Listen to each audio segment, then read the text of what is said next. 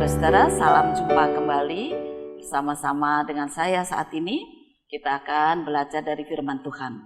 Apa kabar Bapak Ibu di bulan Juli ini? Awal Juli, 1 Juli. Kita sudah cukup lama, hampir setengah tahun ya, hidup di dalam keterkurungan. Dan sampai saat ini kita juga belum punya kebebasan penuh. Tetapi tidak mengapa, karena Tuhan tetap mempunyai kasih yang bebas dan menguatkan kita untuk terus melanjutkan kehidupan. Oleh karena itu, mari kita bersama membaca firman Tuhan pada saat ini. Bacaan firman Tuhan dari kitab Yeremia pasal 18 ayat 1 sampai 11. Yeremia 18 ayat 1 sampai 11. Silakan Bapak Ibu mempersiapkan dan kita akan bersama mengawali dengan berdoa. Ya Tuhan, kami bersyukur kami memasuki bulan Juli.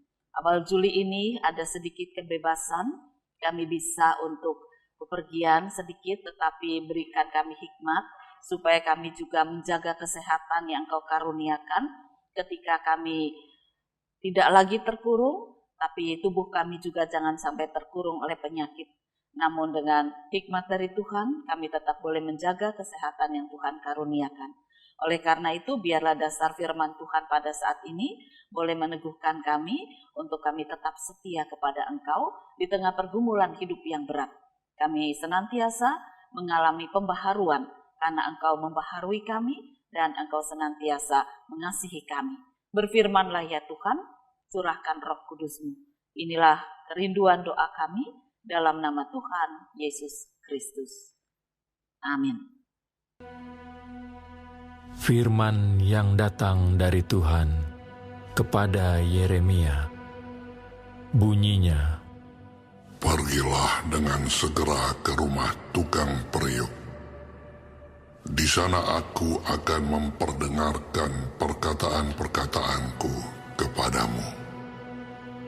Lalu pergilah aku ke rumah tukang periuk, dan kebetulan ia sedang bekerja dengan pelarikan. Apabila bejana yang sedang dibuatnya dari tanah liat di tangannya itu rusak, maka tukang periuk itu mengerjakannya kembali menjadi bejana lain menurut apa yang baik pada pemandangannya.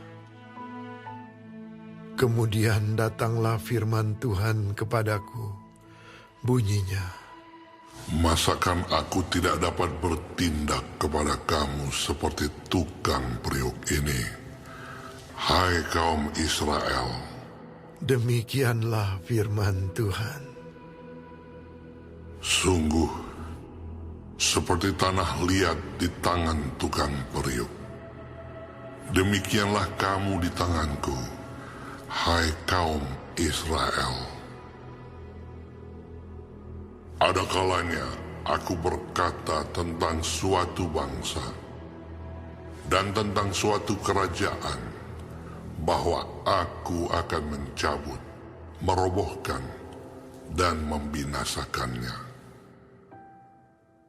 Tetapi apabila bangsa yang terhadap siapa aku berkata demikian telah bertobat dari kejahatannya, maka menyesallah aku bahwa aku hendak menjatuhkan malapetaka yang kurancangkan itu terhadap mereka. Ada kalanya aku berkata tentang suatu bangsa dan tentang suatu kerajaan bahwa aku akan membangun dan menanam mereka. Tetapi apabila mereka melakukan apa yang jahat di depan mataku dan tidak mendengarkan suaraku, maka menyesallah aku bahwa aku hendak mendatangkan keberuntungan yang kujanjikan itu kepada mereka. Sebab itu, katakanlah kepada orang Yehuda dan kepada penduduk Yerusalem, beginilah firman Tuhan. Sesungguhnya, aku ini sedang menyiapkan malapetaka terhadap kamu, dan merancangkan rencana terhadap kamu. Baiklah kamu masing-masing bertobat dari tingkah lakumu yang jahat, dan perbaikilah tingkah lakumu dan perbuatanmu. Bapak, Ibu, dan saudara-saudara, pernah Anda melihat atau mengalami menjatuhkan barang-barang dari kaca? Apakah itu gelas, atau piring, atau vas bunga, atau hal-hal lain? Kemudian kita merasa, aduh kok sayang ya, barang sebagus itu tiba-tiba harus pecah. Lalu ada upaya untuk menempel, menyambung kembali yang pecah tadi. Entah dengan cara bagaimana, gelas yang retak, yang pecah. Kalau retak masih lumayan, tapi yang pecah itu diupayakan untuk ditempel.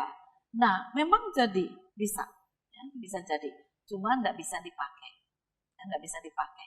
Karena kalau barang kaca kemudian pecah dan ditempel, ya kalau dipakai tidak lagi sempurna. Ya mungkin sedikit hiasan bisa, tapi tidak bisa menjadi sempurna.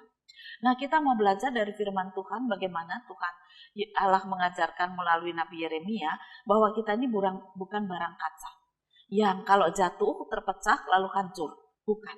Tetapi Tuhan Allah mau mengatakan lewat Yeremia bahwa kita ini terdiri dari tubuh yang mampu diperbaiki oleh kasih Tuhan.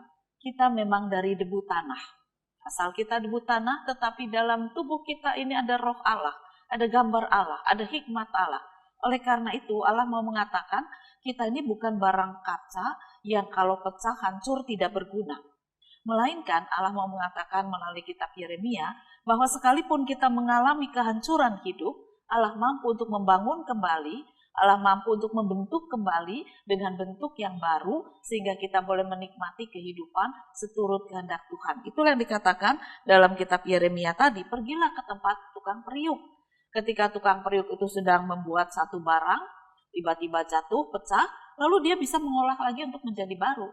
Tapi kalau sudah jadi, kemudian pecah, dibawa ke tukang periuk mungkin bisa hanya nembel-nembel, bukan mengubah bentuk menjadi yang baru. Nah, kalau firman Tuhan mengatakan pergi, bahwa tukang periuk itu punya banyak imajinasi. Tadinya mungkin mau buat piring. Ketika di perjalanan piringnya belum jadi, terjadi keretakan, maka dia bisa buat mangkuk. Barangnya sama tetapi kemudian diubah menjadi barang yang baru yang lebih berguna. Itu yang mau kita pelajari. Bagaimana kasih Tuhan dinyatakan. Jadi kalau kita membaca kepada Yeremia, Tuhan Allah berkata, masakan aku tidak dapat bertindak kepada kamu seperti tukang periuk ini, hai kaum Israel. Jadi sungguh seperti tanah liat di tangan tukang periuk, demikian kamu di tanganku. Jadi Tuhan Allah mau mengatakan kalau ada seseorang mengalami kehidupan baru, itu karena kasih karunia Tuhan, oleh karena itu datanglah kepada Tuhan. Bapak, Ibu, dan saudara-saudara, ada seorang pemuda, dia lulus dari sekolah menengah kejuruan, lalu mulai cari kerja. Nah, cari kerja ini kan sekarang tidak gampang.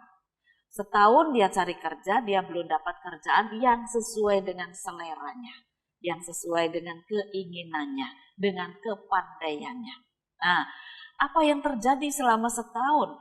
Dia tidak mendapat pekerjaan yang diinginkan. Ternyata akhirnya dia terjebak dalam dosa. Bersama dengan teman-temannya, dia menjadi pemabuk. Minum alkohol tiap malam pulang mabuk. Nah, sampai satu saat teman-teman itu mengajak, bukan sekedar minum minuman keras, tapi pergi ke tempat orang-orang menjual tubuh, ya, pekerja seks di sana.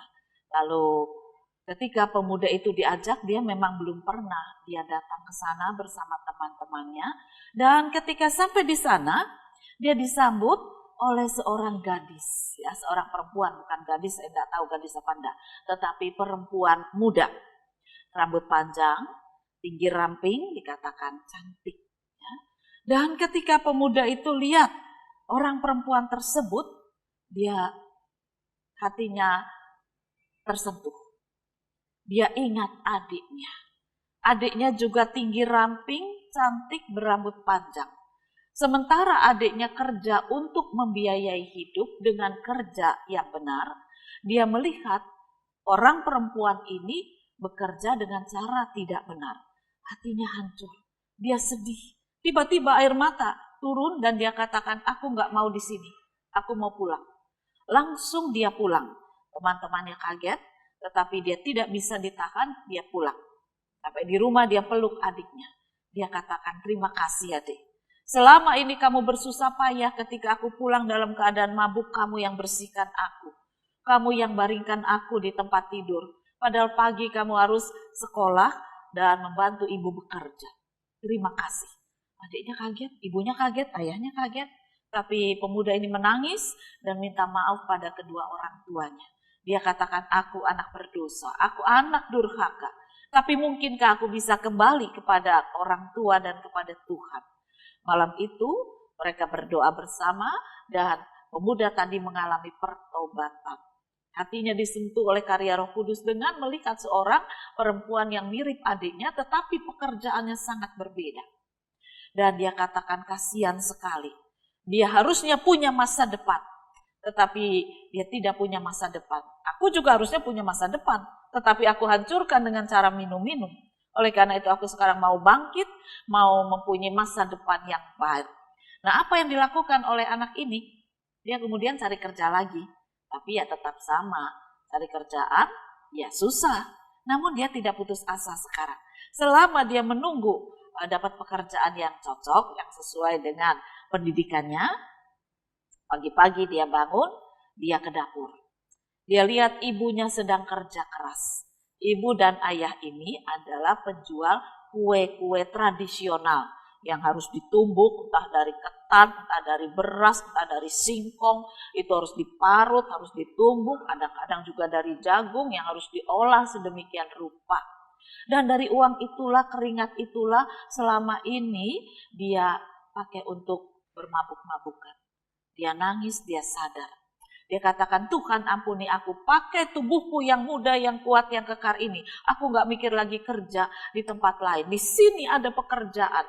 Lihat ayahku dengan usianya bertambah, tetapi dia tetap masih menumbuk beras, menumbuk ketan, menumbuk singkong untuk dijadikan makanan. Lalu dia katakan pada ayahnya, kepada ibunya, mulai hari itu dia yang akan bekerja berat. Lalu dia mulai menumbuk dan ibu ayahnya boleh beristirahat sejenak mengolah hasil tumbukannya. Hari lepas hari dia membantu pekerjaan orang tuanya dan hasilnya memang karena tenaganya masih muda, masih kuat ya, hasil tumbukannya kan lebih banyak. Lalu karena tumbukannya lebih banyak, jualannya lebih banyak. Dan ketika jualannya lebih banyak sedikit demi sedikit, keluarga itu bisa menabung beli mesin. Saudara-saudara, mulai ada peningkatan. Dan anak muda ini mengatakan, saya mulai enjoy, mulai senang dengan pekerjaan yang Tuhan berikan. Ketika aku mengalami pertobatan, maka disitulah Tuhan buka jalan. Apa mudah? Tidak. Teman-temannya tiap sore masih WA, masih mengajak dia untuk mabuk-mabukan lagi. Kadang dia dihadang di tengah jalan, kadang dia dipukuli supaya kembali pada perkumpulan teman-temannya. Tetapi dia bertekad untuk meninggalkan kehidupan yang salah. Dia katakan, aku masih bisa dibentuk oleh Tuhanku. Aku bukan gelas kaca yang pecah. Aku tubuh dan roh Allah ada di dalamku. Yesus Kristus yang bangkit mengubah hidupku. Roh Kudus menuntun aku. Itulah kehidupan baru. Anak ini terus berjuang bersama dengan kedua orang tuanya. Adik-adiknya disekolahkan dan usaha mereka semakin maju. Diberkati oleh Tuhan. Akhirnya mereka bisa buka seperti toko kecil di rumahnya. Biasanya titip. Akhirnya yang titip ya masih, tapi juga mereka jual di rumah. Makin lama, makin maju, makin terkenal, makin baik. Nah, beberapa tahun kemudian, pemuda ini sudah menjadi pengusaha sukses. Apa yang dia lakukan? Dia katakan, bersama dengan Tuhan saya akan mencoba memberikan apa yang saya bisa. Pendidikan saya tidak tinggi, tapi saya akan mengajar anak-anak yang putus sekolah supaya mereka tidak bekerja di tempat-tempat yang tidak benar seperti gadis yang pernah ditemuinya dulu. Nah, pemuda tadi merasa punya beban yang sangat berat karena ketika dia sudah punya uang, dia memang pergi lagi ke tempat perempuan tadi. Dan dikatakan oleh penjaga di sana bahwa perempuan yang kamu cari itu 2 bulan yang lalu sudah meninggal. Karena sakit, karena tidak kuat melayani sekian banyak laki-laki, akhirnya dia meninggal. Saudara-saudara, pemuda tadi bukan jatuh cinta, tetapi dia merasa sedih sekali. Kenapa ada orang harus meninggal dengan cara seperti itu? Sepertinya tidak ada gunanya kehidupan yang Tuhan karuniakan. Roh Allah, roh kebangkitan Kristus, roh kudus tidak bermanfaat di dalam tubuhnya. Dia menangis dan mengatakan, Tuhan, buatlah saya mampu untuk menyadarkan banyak orang untuk tidak pergi ke sini dan juga para perempuan ini tidak melakukan pekerjaan seperti itu. Dia berjuang sungguh-sungguh. Ada banyak perempuan yang sudah mungkin tidak muda lagi, tetapi dia katakan pergi dari tempat ini. Saya beri modal, saya beri kepandaian. Tinggalkan tempat ini, kembali pada keluargamu. Satu demi satu memang tidak mudah karena sudah kebiasaan uang banyak ya, dengan kerja gampang begitu. Tapi penuh dengan tantangan dan masa depan yang mengerikan. Nah, satu demi satu dia bisa mengentaskan perempuan-perempuan dari tempat seperti itu. Sampai akhirnya dia panggil oleh pemerintah, kerjasama dengan pemerintah. Dan dia bisa untuk membangun kehidupan baru bagi banyak orang. Pertobatan. Ketika seseorang menyadari tubuhnya bukan gelas kaca yang hancur, tetapi tubuhnya walaupun debu tanah, ada roh kehidupan dari Allah. Ada hikmat, ada gambar Allah, ada kebangkitan Yesus, ada pimpinan Roh Kudus. Oleh karena itu dia bangkit. Dia katakan, aku tidak mau hidup dengan tidak berguna. Pendidikan boleh tidak dia lanjutkan. Tetapi bekal dari orang tuanya untuk melanjutkan toko kue sekarang sudah menjadi pabrik. Bukan cuma toko kecil, mesinnya sudah banyak, rumahnya sudah diperbaiki, tokonya sudah menjadi besar. Bahkan rumah kecilnya dulu itu sudah jadi toko, bahkan tokonya aja lebih besar dari rumahnya dulu. Tapi yang menarik adalah pemuda tadi yang sudah menjadi dewasa, sudah menjadi seorang suami, sudah menjadi seorang ayah mengatakan hidupku harus tetap berguna. Awali dengan pertobatan. Pergilah kepada Tuhan untuk mengubah hidup kita yang mungkin saat ini belum berguna karena kita masih berpikir tentang kepentingan diri sendiri, ketakutan tentang masa depan. Mungkin kita juga menjadi mabuk oleh keadaan situasi yang tidak menentu seperti ini. Bukan mabuk oleh air anggur, bukan mabuk oleh minuman keras, tetapi mabuk oleh kemalasan, mabuk oleh ketakutan, mabuk oleh kebimbangan, mabuk oleh ketidaktahuan, kegalauan, hancur semua. Jangan hancurkan hidup kita. Tetapi kita katakan seperti pemuda tadi, aku dibentuk dari debu tanah, tetapi dalam diriku ada kekuatan Allah yang hidup. Oleh karena itu aku harus hidup bersama dengan Allah di dalam kebangkitan Yesus Kristus melalui pimpinan Roh Kudus. Dan kalau kita pergi kepada Tuhan Yesus Sang tukang periuk yang ajaib, maka kita akan dibentuk menjadi baru. Punya masa depan yang baru. Apa yang harus dikerjakan? Jangan kita pikirkan yang di luar kemampuan kita. Pemuda tadi mengatakan, aku cari kerja susah banget. Ya sudah, kerjaan yang di rumah yang ada itu yang aku kerjakan. Dan ternyata berhasil. Bahwa awalnya dia numbuk, tetapi sekarang dia punya mesin. Awalnya dia tukang mabuk, tetapi kemudian dia sekarang menjadi pembawa berkat.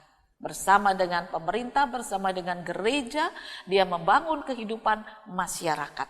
Mari saudara-saudara, kita ikuti jejak pertobatan yang sungguh. Kita pergi kepada tukang periuk, perbaharui hidup kita, dan kemudian kita merasakan kasih Yesus yang ajaib yang mengubah hidup kita akan membawa masa depan yang baru. Selamat menjadi orang yang dikasihi dan diperbaharui dalam Tuhan Yesus. Tuhan memberkati firman-Nya. Amin. Mari kembali kita akan berdoa. Tuhan Yesus, terima kasih, kami bukan barang hancur yang tidak berguna, ditembel-tembel dengan apapun sehingga menjadi satu kembali namun tidak berguna. Engkau mengubah hidup kami, hati kami, jiwa kami, sehingga kami menjadi manusia baru di dalam kehidupan kebangkitan Kristus. Dan oleh karena itu buat kami terus-menerus mengalami pertobatan dalam Kristus. Bentuklah kami diperbaharui hari lepas hari, semakin baik, semakin memuliakan nama Tuhan. Ketika kami belum menemukan apa yang kami inginkan, biarlah kami melakukan apa yang Engkau inginkan. Supaya melalui apa yang Engkau inginkan, kami akhirnya menemukan apa yang kami inginkan. Kiranya Roh Kudus menopang, menolong kami, membuat hidup kami mengalami pertobatan dan berguna bagi kemuliaan Tuhan. Inilah kerinduan kami dalam nama Tuhan Yesus Kristus. Amin.